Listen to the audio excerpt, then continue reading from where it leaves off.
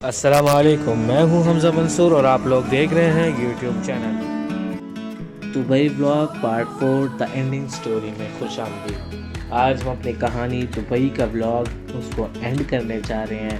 आज आपको the ending story सुना रहे हैं, तो चलें अपनी वीडियो का आगाज़ करते हैं। दुबई छोड़ने का वक्त अब करीब से करीब होता जा रहा था। दिल में कुछ परेशानियां और खुशी लिए इस वक्त का इंतज़ार कर रहे थे कि कब सुबह 8 बजे और हम एयरपोर्ट की जानिब रवाना हों। परेशानी कुछ इस वजह से थी क्योंकि पीसीआर टेस्ट करवाना पड़ता है। इसके लिए सुबह सऊदी आने के लिए दुबई से उस वक्त करवाना ज़रूरी था। तो टेस्ट करवा चुका था सुबह में, और रात को 8 बजे तक यानी 12 घंटे गुजरने के बावजूद भी अभी तक रिपोर्ट तैयार नहीं हुई थी। और जहाँ पर मैंने रिहाइश रखी हुई थी, जिनके पास मैं होटल में रह रहा था, क्वारंटाइन अपना कर रहा था 14 दिन का, उनके साथ एक मामला पेश आया कि कोई पैसे लेकर चला गया। वो अपनी इस परेशानी में थे, उनकी तबीयत इस वजह से ख़राब थी और मैं अपने इस टेंशन में था कि मेरा पीसीआर की रिपोर्ट क्यों नहीं आ रही। क्योंकि सुबह मैंने फ़्लाई करना था दुबई से सऊदीया जाने के लिए। अब सऊदीया जाने का बहुत ज़्यादा क्या कहते हैं, अब इंतज़ार नहीं होता था। अब हमारी क़ुव्वत बर्दाश्त जवाब दे चुकी थी। अब हर हाल में हमें दुबई से सऊदीया पहुंचना था, लेकिन पीसीआर टेस्ट की रिपोर्ट थी कि आने का नाम ही नहीं ले रही थी। खैर लास्ट डे था, इतनी कोशिश की कि नींद आ जाए, लेकिन नींद भी थी कि कमबख्त आने का नाम ही नहीं ले रही थी और नींद उड़ चुकी थी। बिलाखिर किसी टाइम कोई बजे 2 से 3 रात के, तब जाके कोई आंख लगी और सुबह 6 बजे फिर आंख खुली। आंख खुलते ही टाइम चेक किया कि 8 बज गए कि नहीं, लेकिन जब टाइम चेक किया तो 6 बजे हुए थे। यानी ऐसे महसूस हो रहा था कि मुझसे ज़्यादा मेरी नींद को जल्दी है कि मैं सऊदीया जाऊँ और सऊदीया जाके ही अब अपनी नींदें पूरी करूँ।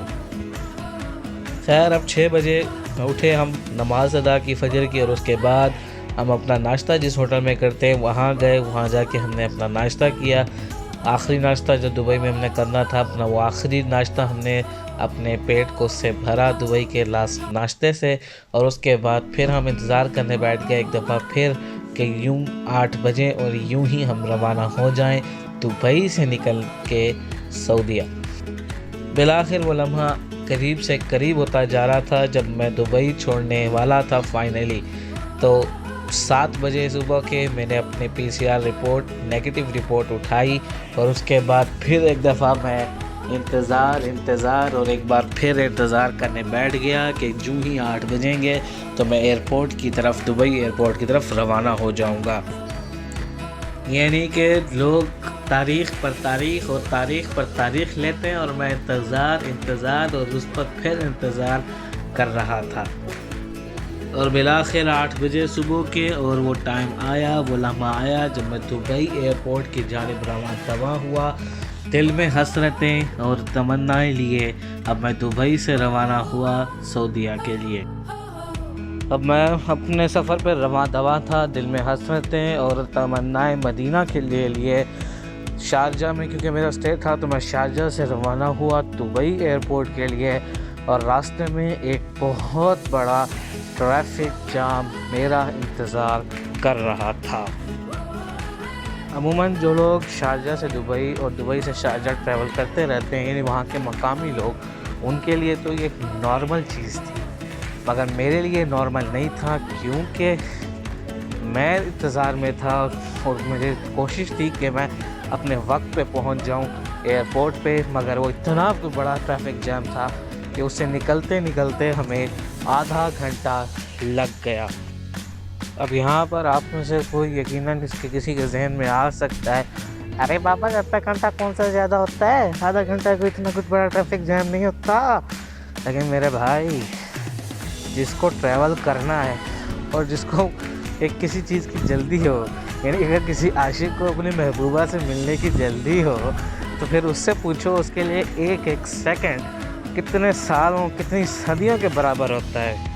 और फिर फाइनली वो वक्त भी आया कि आशिक अपनी महबूबा से मिलने के लिए ट्रैफिक जैम से निकल कर दुबई एयरपोर्ट पहुंच गया। मतलब हम ट्रैफिक जैम से निकल आए।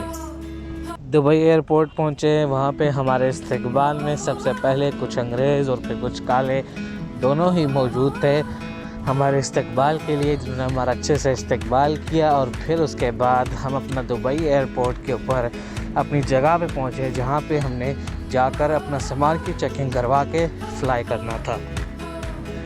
वहाँ पर गाड़ियों का ट्रैफिक जैम था और दुबई एयरपोर्ट के अंदर लोगों का ट्रैफिक जैम चल रहा था।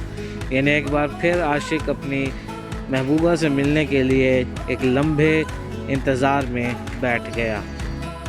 खैर, लेकिन दुबई एयरपोर्ट की एक ख़ासियत है कि वो बहुत बड़ा एयरपोर्ट है, दुनिया के कुछ चंद बड़े एयरपोर्टों में उसका शुमार है। तो उसमें हमारी बारी आ गई, बिलाखिर सामान चेक करवाया और चेक करवाने के बाद एक हमारे पर इंकशाफ हुआ, और वो इंकशाफ कुछ यूँ था कि हम सऊदीया के लिए फ़्लाई कर नहीं सकते। क्या हम सऊदीया के लिए फ़्लाई कर पाए या नहीं, ये सब कुछ आप लोग जान पाएंगे इसी दुबई व्लॉग के पार्ट 5 में। तो आपसे मुलाकात होती है इंशाल्लाह हमारे फाइनल पार्ट यानी पार्ट 5 में। तब तक के लिए अल्लाह हाफ़िज़।